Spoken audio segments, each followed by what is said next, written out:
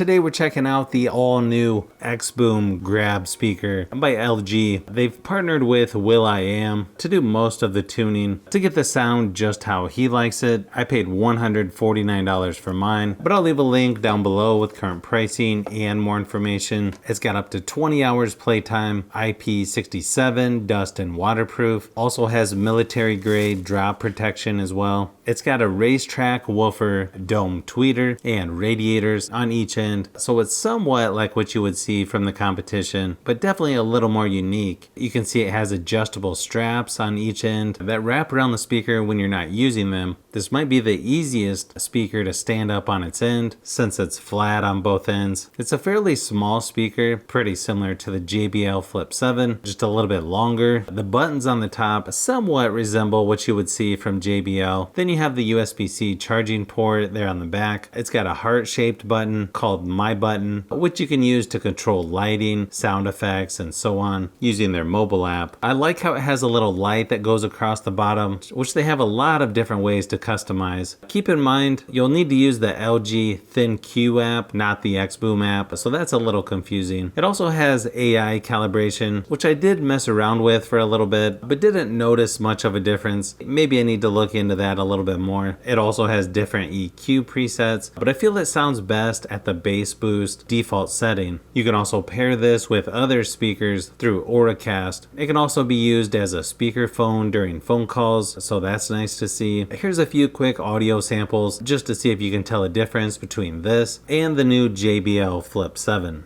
And tell me what's wrong and why you never said you felt that way. Guess you're trying to stay strong and fake a smile until I look away. But I've known you too long, it hurts to watch your blue eyes fade to gray as you fade away. As you fade away. As you fade away.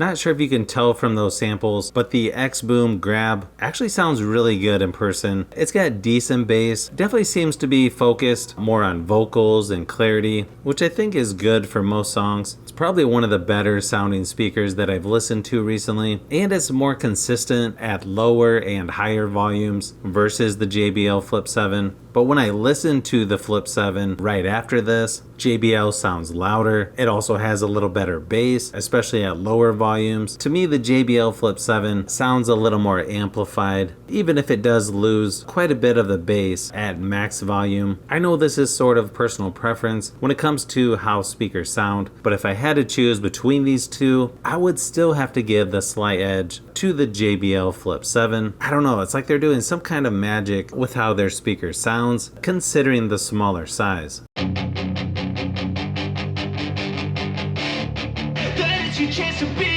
Hey kid, don't ever let them get inside your head.